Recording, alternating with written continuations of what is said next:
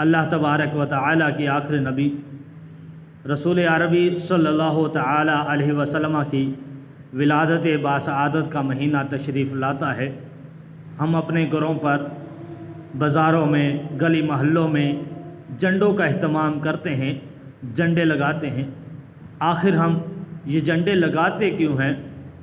یہ اہتمام کیوں کرتے ہیں؟